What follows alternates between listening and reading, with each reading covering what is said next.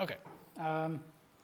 So first of all, Sven pointed out in the break that we do need the assumption that the filtration is complete for this recognition principle, of course, because you could take the constant filtration and it would satisfy the two properties that I listed, and it wouldn't be equivalent to the slice filtration. So you need that it's a complete filtration, and that follows in the case of this Bachstein filtration from a sort of connectivity thing, where you're sort of building this filtration out of these big polynomial algebras, which are defined in terms of representation spheres, which are by definition slice connective. Okay, but let me not show that. But yes, you do need that. Okay, so what I want to do now is we're still in the section where I'm assuming the slice theorem, and I want to see what it does for you now a bit on the level of the spectral sequences. So let's begin with an example. So let me look at the slice spectral sequence of BPR.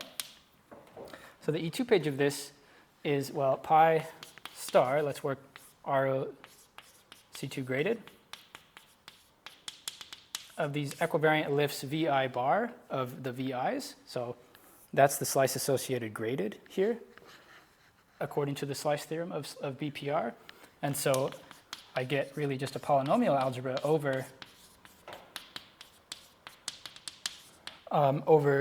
pi star of Z.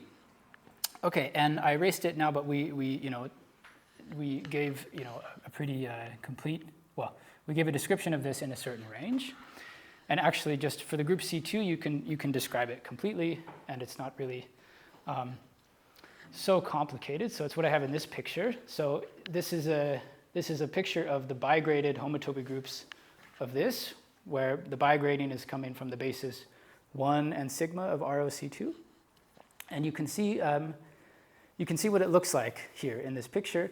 I have this sort of positive cone region down here in the fourth quadrant, which is kind of polynomial on A sigma and U2 sigma. And then I have something else in this region outside of the positive cone above, which is some weird thing, which is a sort of, which is a square zero ideal in this ring. And it can be a bit trickier to work with. But the kind of first observation is that for computing integer graded homotopy groups of BPR, we can completely ignore the stuff in the second quadrant. And that's because I can just look at this E2 page and see, will I ever get a term in integer degrees from this that is divisible by something in the second quadrant? And the answer is no, because all of these generators here are in degrees I rho, which in this picture, the rho line is the diagonal. So if I multiply things in the negative cone by a polynomial in these, I just move further above the x-axis and I won't ever hit it. So we can actually just ignore the negative cone in this case, and actually in general with these slice spectral sequences. For the integer piece, we don't need anything outside of the region that I said before. So in other words, I can write down my E2 page, and it's just this. Okay, and this gives me some spectral sequence converging to pi star BPR. And let me give you the degrees of all of these elements. So let's just write that here. So first of all, A sigma is in degree minus sigma and filtration 1.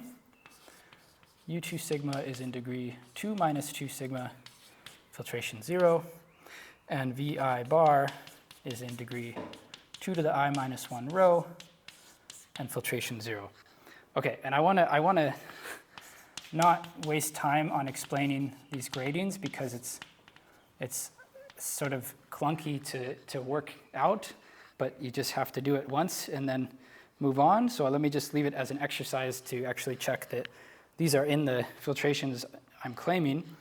And the grading convention which gives you this is the following one. If I have a filtered G spectrum X, I want its bigraded homotopy groups pi Vs to be pi V of X the dimension of V plus S.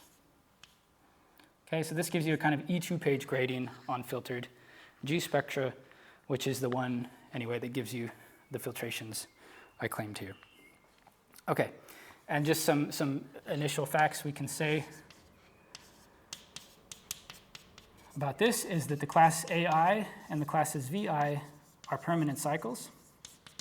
That's because, well, we have lifts of them. I mean, A sigma is even living in the sphere, and the VI bars, we constructed the lifts of those last week.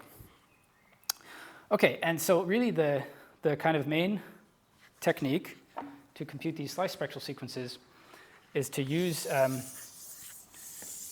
this description of geometric fixed points as inverting the Euler class, and then sort of use that actually this E2 page is sufficiently A sigma torsion free in the regions that you care about. So let me now state what happens on the localized one. Okay, so what I'm going to do now is invert this Euler class A sigma. And by this proposition up here, that gives me a spectral sequence converging to the geometric fixed points of BPR, which is F2 in degree 0. So I'm going to get some big E2 page, and I'm going to have a spectral sequence where I know the E2 page, and I know what it converges to, and I'm going to be able to determine the whole spectral sequence from that. So first of all, let me just notice that when I invert A sigma here, I get this E2 page. That's what happens when I invert A sigma here. And well, now it's A sigma periodic, and I'm really only interested in the integer graded part. So let's just take the integer graded part of this. This is F2 on a class B, and F1, F2, and so on, where B is U2 sigma over A sigma squared, and Fi is A sigma 2 to the I minus 1 Vi bar. So I have this A sigma periodicity, and I just use it to move my generators into integer degrees, and this is what I have left. Okay, and now we have a picture of the E2 page of that spectral sequence here. Let me just pull this down for a moment. So here's our spectral sequence, and it converges to just an F2 in degree 0, because that's what the geometric fixed points of BPR is. And I can determine everything that happens in the spectral sequence from that information alone. So I have a polynomial generator B, and these other generators Fi. The Fi's are permanent cycles, because they were in the unlocalized slice spectral sequence. And then I just look at this, what's the only way that I can be left with just a dot at the origin? Well, if B doesn't support a differential, then the spectral sequence collapses, because it's the only non-permanent cycle algebra generator. So it has to support a differential, and the only one it can is this one. And then that clears out all of the F1 stuff, and I'm left with B squared on the E4 page. This is a D3. And then the next possible differential must happen, because I don't have just the origin anymore yet. Sorry, I still don't have just the origin. And so the only possible differential on B squared will be the one hitting F2, and so on. I can get the following pattern of differentials.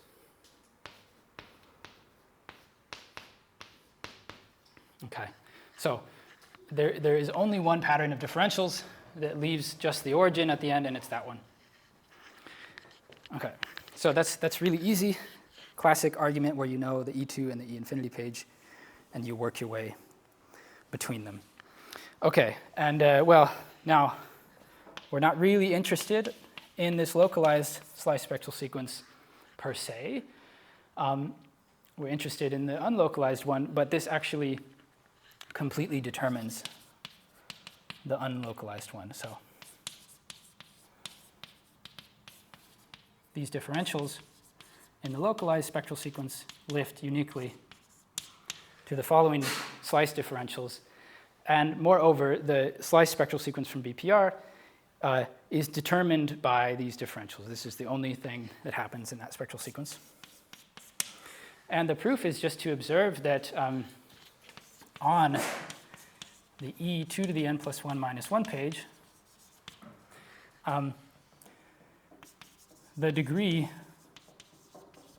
of the target of this supposed differential is still a sigma torsion free. Okay, so it's more precisely, there's an inductive argument starting from the E2 page where you assume you have this differential for, through n minus 1. That tells you what your next page is, and you check that in that degree you still are a sigma torsion free. So in other words, the differential is uniquely determined by what it looks like after inverting a sigma. And just to see how that argument starts, I mean, the E2 page is basically a sigma torsion free. It's just the ideal generated by 2. But the target of this differential is a sigma cubed V1 bar for the D3, which is a 2 torsion class. So it's in an a sigma torsion free part of the E3 page. And the argument continues from there in the same way. Let me just make a remark.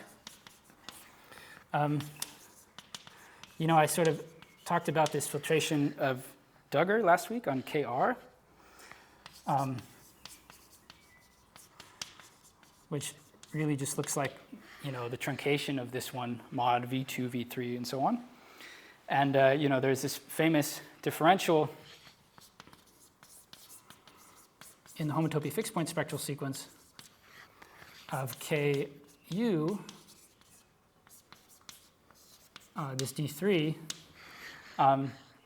which is implied by this slice differential. So I haven't discussed this yet, but there's a map from the slice spectral sequence to the homotopy fixed point spectral sequence, which is easy to define, and by naturality, the differential that we get via exactly this sort of argument gives you this D3 in the homotopy fixed point spectral sequence. So sort of the power of the slice theorem and geometric fixed points in making these kinds of differential arguments.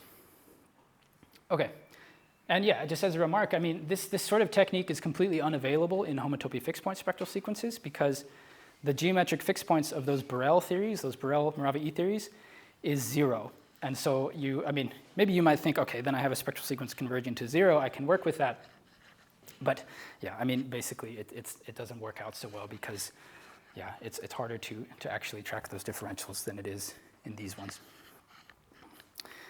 Okay, so now let's move on to the proof of the slice theorem. Okay, and what I want to say about this, well, it's really the most non-formal part, and in my opinion, really the hardest part of the HHR paper. And I think that there is one way of understanding the argument they give in terms of sort of what you do with the slice theorem once you have it. And I think that this, as far as I understand, kind of reflects their trajectory in this story. Namely, they sort of guessed the slice theorem based on Duggar's theorem and on Voevodsky's motivic slice filtration, and then just started to do the computation and see what you get. And they deduced a bunch of differentials. And the proof of the slice theorem is sort of like reverse engineering those differentials from the slice tower. So I think their proof was informed by the sort of consequences of the slice theorem, which is why I did this discussion first. Okay, so let me remind you what this says. It says if I take this big quotient of BPG, which again I defined as this tensor product, then I get Z underline. Okay. So let's start to prove this theorem, and I'm going to need a little bit of setup for this. So first I need to know that MUR is connected, and that pi 0 of it is Z underline, because I want to look at the truncation map from MUR to its 0 truncation, and I want that to be a ring map. Okay, and this isn't so hard to prove, but does require something. So just in the ordinary T structure on connected, yeah, connective. Thank you. Yes, connective. It is connective, yes. Okay, so that fact that it is connective, follows from, for example, from the Thom spectrum definition of it in a straightforward way. That's not so hard to see. For pi 0, that you need a little bit more, so I'm just going to give you one way of seeing this. So if you look in the Burnside ring, which is pi 0 of the sphere, you have this element 2 minus C2. So the trivial C2 set 2 minus the C2 set C2. And this generates the kernel of the map from the augmentation map from A to Z. So I want to show this element is 0 in pi star of MUR, and pi 0 of MUR. Okay, and there's a fact I'm going to input to deduce this, which that you can write this map as A sigma times equivariant eta. So eta C2 is a class in pi sigma of the equivariant sphere. And just like when I take CP2 and I take its minus 2 suspension, non-equivariantly I have the cone on eta. When I do this equivariantly with CP2R, I get the cone on eta C2. So actually the fact that MUR is real-oriented tells me that eta C2 has to be 0 in it, which then by this formula tells me that this element is 0. And I can deduce from that pi 0 is Z. So let me leave it at that.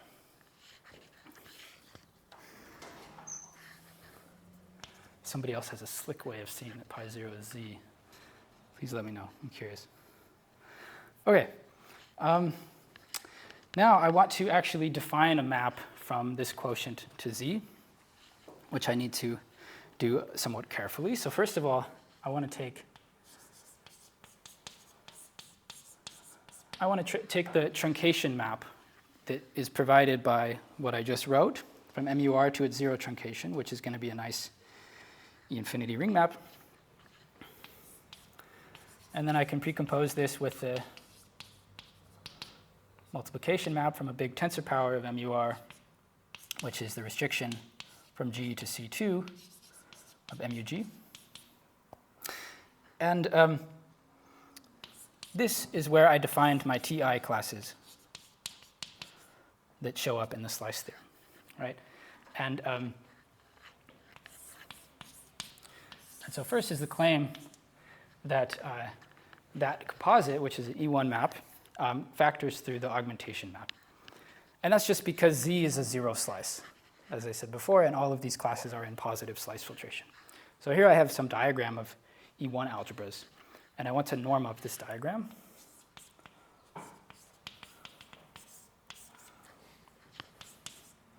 So let me take everywhere n to be the norm from C2 to G.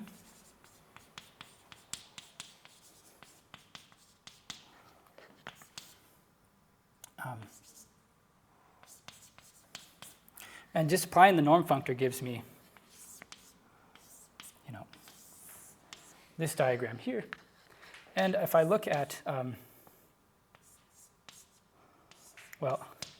use that Z underline is a GE infinity ring to construct this map from the norm back to Z, I have the following diagram. This gives me an E infinity map even from MUG to Z underline, which has the property that when I restrict to this sort of E1 algebra defining these G polynomial generators, that factors through the augmentation map as an E1 map. Okay, and that tells me in particular that the truncation map for MUG factors over this tensor product. Okay, and I worked with MUG so that I had all the structure that I wanted, but I could also now tensor this down to BPG. And this gives me the map from here to here that I want to show is an equivalence. So let's call that map F. And yeah. Okay, so just as a first comment on this, this induces an equivalence on the underline by the group action theorem. So, it's kind of obvious once you unravel this a bit when you apply the restriction functors. this is going to be BPG, which is some big even dimension, big, the polynomial, the homotopy groups of it are a polynomial ring concentrated in even degrees, and this tensor product is just coning off all of the polynomial generators. So I just kill off everything, and I'm left with just what's in pi 0. Okay. And well, the approach now is going to be to make an inductive argument using geometric fixed points. Namely, I just checked the underline, and now I need to check all of the intermediate geometric fixed points. And to do that, I'm going to need to recall this Thom isomorphism that I stated last week. This told me that MUR, tensor MUR, is a big free MUR module. And if I use this along with properties of the norm functor, namely things like a double coset formula that tells me what happens when I restrict a norm, I can conclude from this that if I restrict, well, let's say MUG, sorry. If I restrict MUG to subgroup H, let me specifically take H to be the index 2 subgroup. If I restrict it to there, I get this thing. Okay. Now, whatever that is, it is MUH tensor this big free E1 algebra thing, which is just a big, together this is just a big sum of equivariant shifts of MUH. If I assume by induction the slice theorem for this proper subgroup, then I know the slice associated graded of MUH, and so I know the slice associated graded of sums of MUH. And it's enough, there's a bit of details I'm leaving out, but it's enough from what I just said to show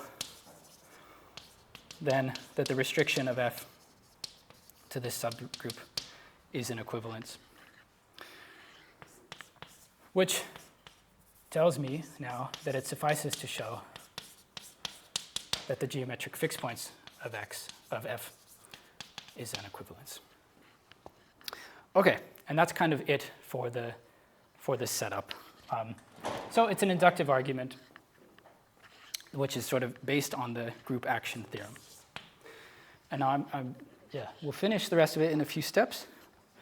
Are there any questions before I dive into that? Quick question. Yeah. When you base change from VP, so you get this map to Z. When you base change from the VP, also appear on the right hand side. So all I'm doing is, sorry, yeah. What do I mean here? Yeah, sorry, that's nonsense what I said. Yeah, you're right. There's a map including.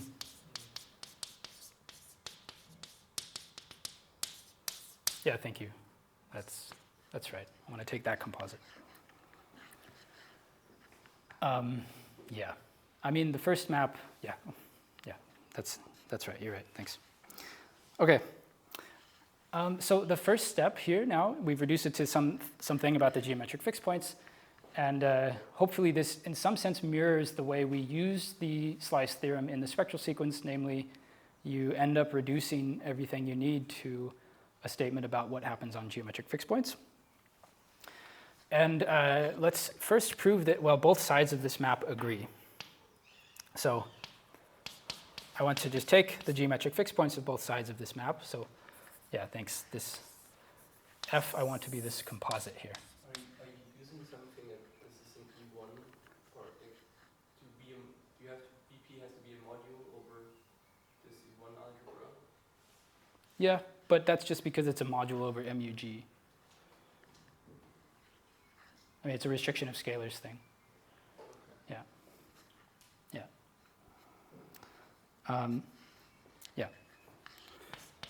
Okay, so let's look at the geometric fixed points of both sides.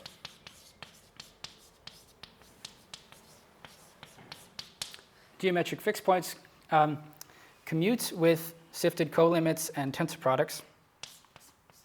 So I can sort of commute it with this relative tensor product.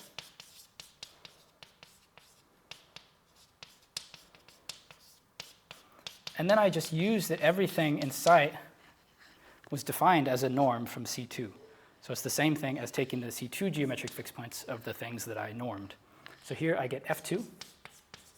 Here I get free E1 ring on classes Xi. Xi are in degree 2 to the I minus 1. I'm just naming them that they're just the geometric fixed points of the Ti classes, not claiming that they're any other thing that goes by the name Xi. And well, the point is now that this is concentrated in degree 0, and so all of these Xi classes go to 0 in this. So I'm just coning off 0 a bunch of times, and I can easily figure out pi star of that. And I get, just additively, I get that it's isomorphic to a polynomial ring on a class in degree 2, which was exactly what the homotopy groups of the right-hand side are. Geometric fixed points of this was also this. So I have a map between things, which is a map between vector spaces, abstractly isomorphic vector spaces. So the strategy now will be to show actually that that the map is surjective. Okay. I think I can do it.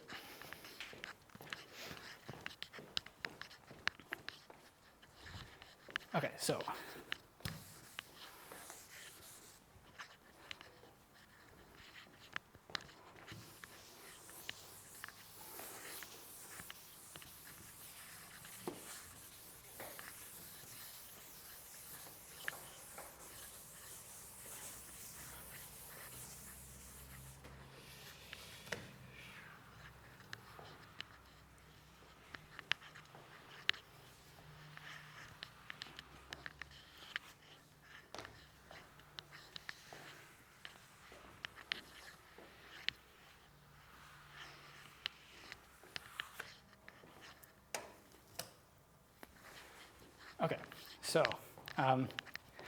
I just need to show that every power of B is hit by this map phi G of F on homotopy groups. And there's a trick that can help me cut down on the size of this a bit, which is the following. So I can decompose this map F in the following way. So this quotient here, over all I, is just a tensor product of the quotients.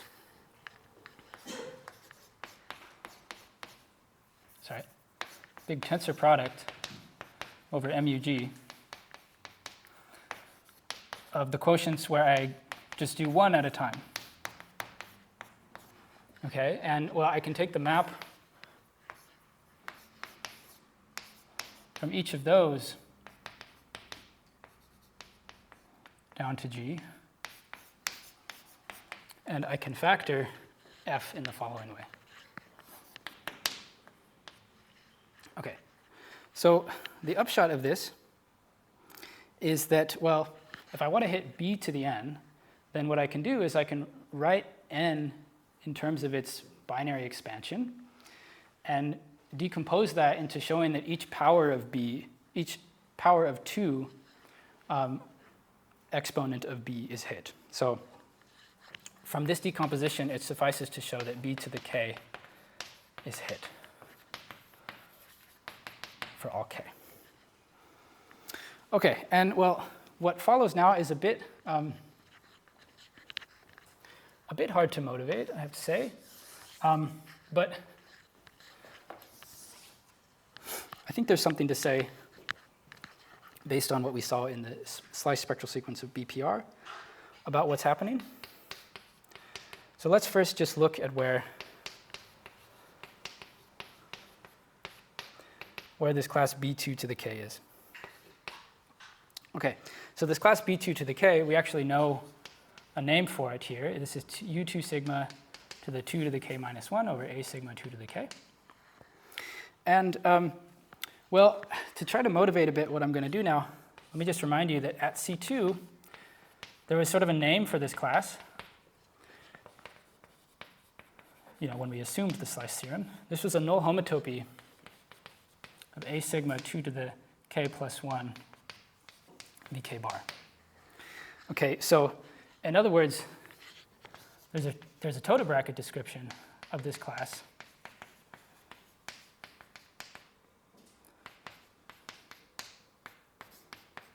In the homotopy of Z underline. And this argument is roughly saying, well, this is sort of giving me a name for this class, and then in particular for a name for the class B2 to the K. And I want to show that it's hit by sort of hitting something that admits a description like this. Okay, so I will try to make clear how that exactly fits into what I'm going to say. But the first thing that I want to do is say, well, I want to show that there's some null homotopy on, vk bar times a power of a sigma. And that's saying that class is a sigma power torsion. A sigma power torsion is exactly saying something about what happens to that class in the isotropy separation sequence. Okay, because E tilde P is, inverting this A rho bar. And so from that point of view, I want to understand, what's going on in the isotropy separation sequence for this, and I want to sort of locate that class there. Okay, and the first thing I'm going to do is move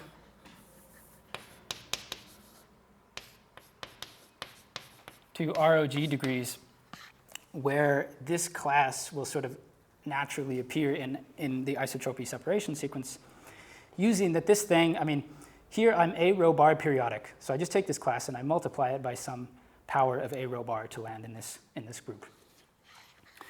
And then I want to look at the boundary map in the isotropy separation sequence. Sorry, this is EP plus.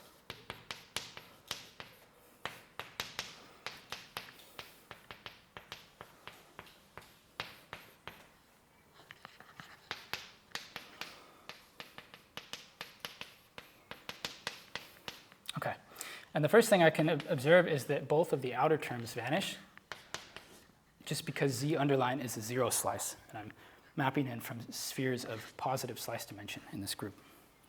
Okay, so really I can locate this class as being, the unique class in here, which is hit by B2 to the K under this boundary map. Okay. Yes.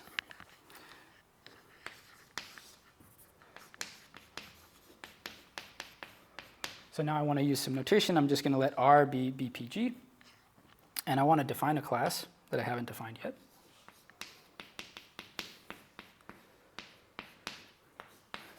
Namely, I had this class TK in the restriction of BPG. And, well, I can norm it up. And that will be the class I call TK bar. So, sorry, I'm squeezing this in here a bit. But I want to norm this up and then use the G algebra structure. So, okay, if you like, I'm passing through MUG, which is a G commutative monoid, to define this map here, but not so important. Okay, and well, this sort of norm construction, is built to lift the usual norm construction in a G module, or in a G algebra rather. So that will be important for us. Okay, and I need to look at the following big diagram.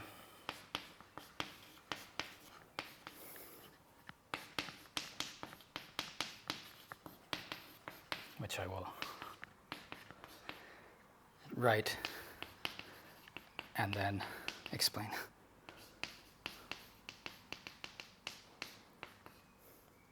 R mod G dot TK, E tilde P, and finally Z in the bottom row.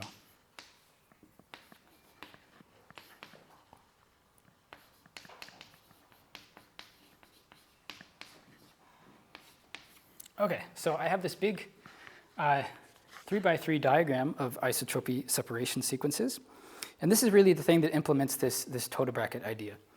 So the way that we're going to locate this class B2 to the k as being something in the image of this map from R is to do the following procedure. So I can look at this class norm of tk in here.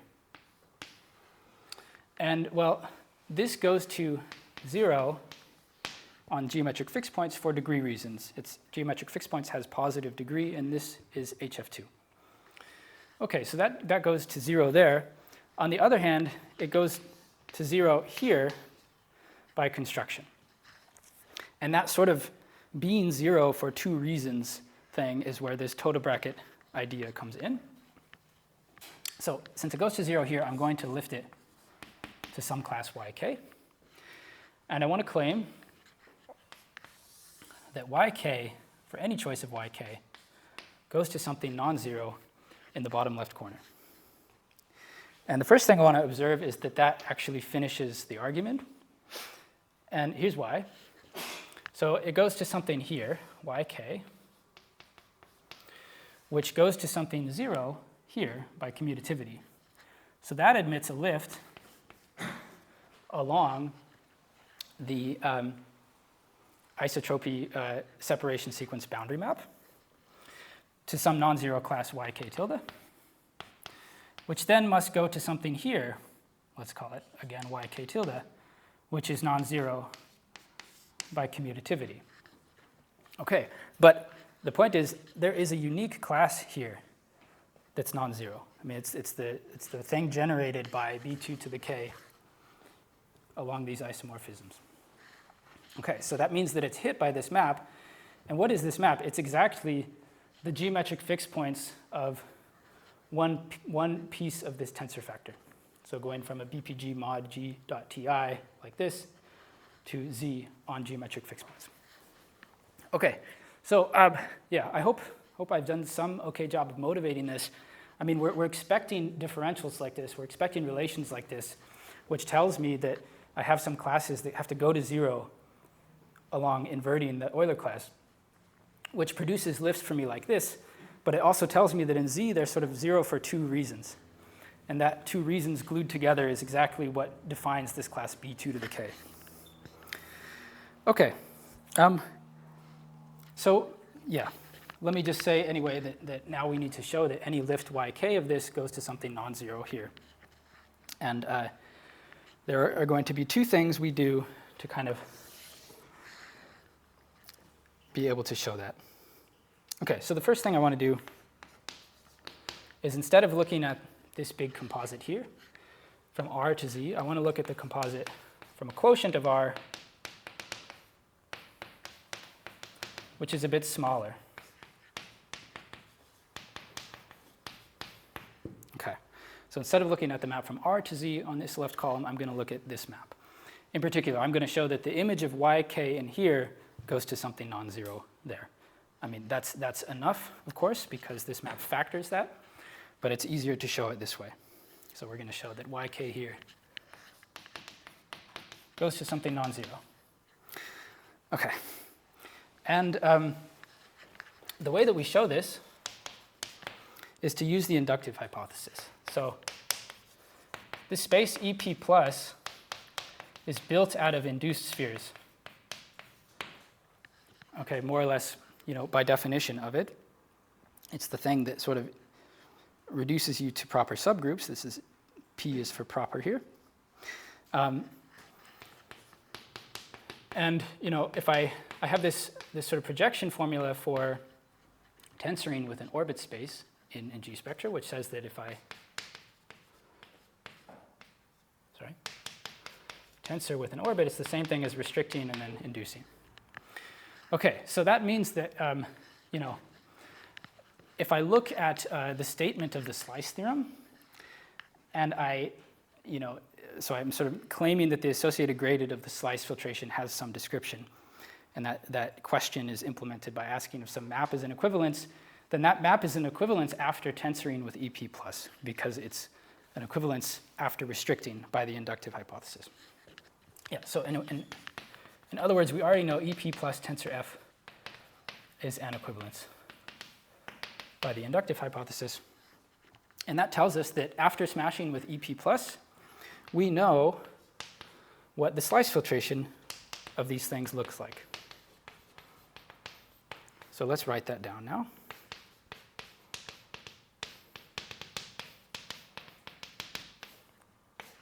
Okay, what does this look like? Well, it's sort of the thing I began the lecture with. You know, we sort of know what it looks like, but we have to be tensoring with EP+ everywhere. So I just want to look at a piece of it.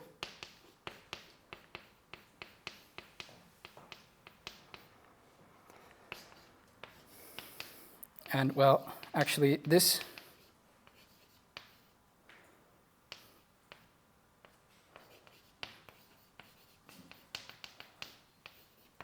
has a pretty straightforward description because I sort of killed off all of the polynomial generators that I'm not worried about at the moment. So what I'm claiming here is, first of all, that these two pieces of the associated graded are what I say they are, and also that everything in between in this degree is 0 because these slices are induced and slice less than or equal to k minus 1 g, so the slice connectivity of this sphere. Okay, so in other words, if I want to say something about this map in this homotopy group, then I can pretend like all of the maps intermediate here are isomorphisms. Not that I can pretend, but that they are.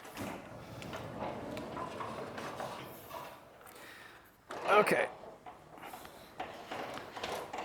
We are almost done. Let me erase.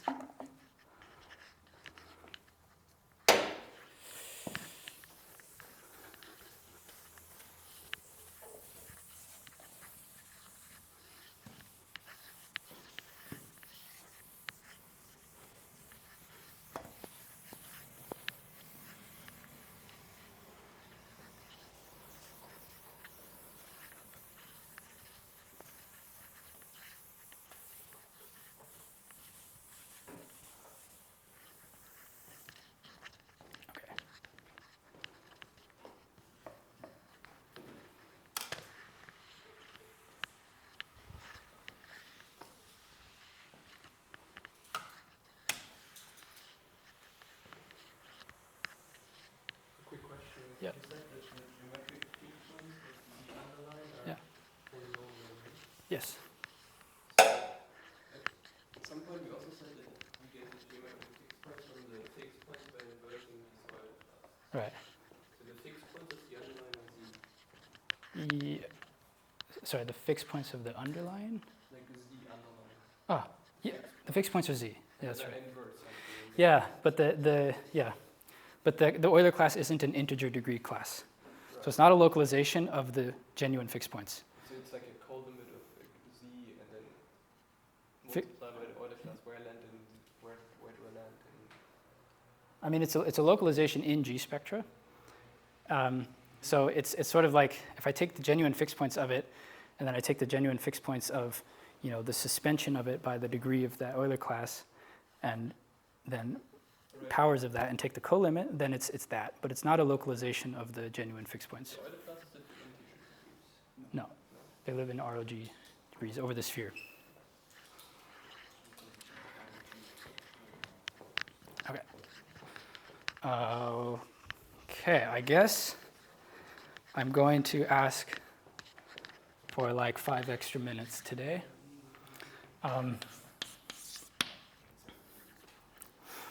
Okay, hopefully that's okay. So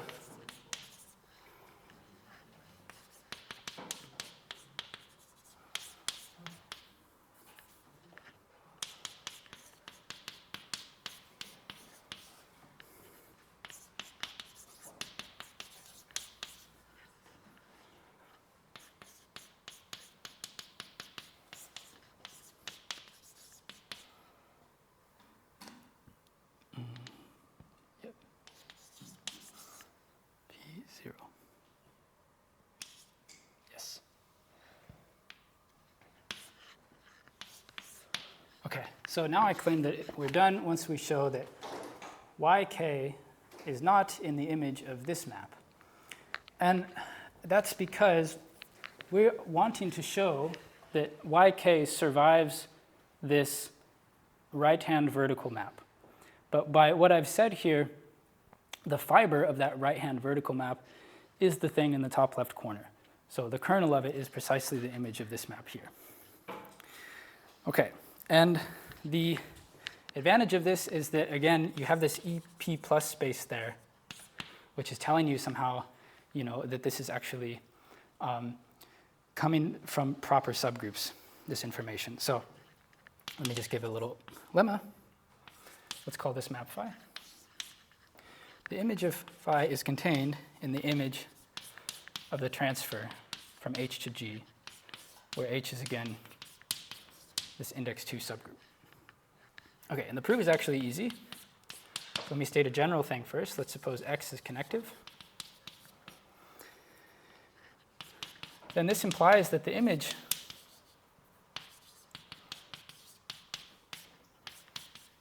of this map is contained in the image of that transfer. Okay, and that's not so hard to show. I mean, the point is that the transfer map is defined by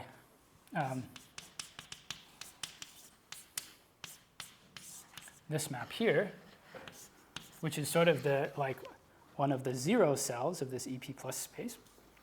Okay, and so if I have some zero sphere mapping into here, then by compactness it factors through some finite skeleton of this EP plus, and then by connectivity it's zero onto all of the associated gradeds of that filtration up until the first one, up until the zero cell where it maps down, and then so then it has to factor through the zero skeleton.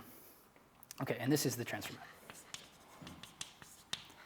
Okay, so that's not so hard to show, and it actually is enough to give the statement up here because, well, if I want something in this degree, that's the same thing as taking pi 0, but putting the sphere inside. So if I take the d suspension of this, I just need to show that this is connective to apply the previous case. But it's connective because this thing is slice this connective, and this thing is a slice sphere of that dimension. So it's more, by definition, this thing is connective. In the statement of dilemma, are you saying you only need transfers from subgroups of index 2, or that this is only true if H is index 2? So it's all for the group C2 to the n. Yeah. So it's not something I'm claiming in general about index 2 subgroups, but yes, it is that the image of this map is contained in the image of the transfer from the index 2 subgroup. Then I don't think I understand the argument of the case, because it seems that this can only, this would factor through zero cell G mod H for a generic, some random H. Yeah, but the point is that because the subgroup lattice is linear, it's just G mod H. That's the only zero cell. Sorry, yeah, I misspoke when I said it's one of the zero cells. It is the zero cell. Yeah. Okay, so let's finish the argument now. Okay, so, well, if yk were in the image of this transfer, then the norm of tk would also be in the image of this transfer. By naturality, if I have a map of G spectra, it induces a map of Mackey functors. Yk goes to norm of tk under this map. And so if that's in the image of the transfer, then so is the norm. But this would imply that the res of this term here would be in the image of 1 plus gamma to the order of the group over 2. Okay, so this is just a Mackey functor formula. So if I have a transfer and then I restrict it, there's always some formula that tells me what that is in a Mackey functor.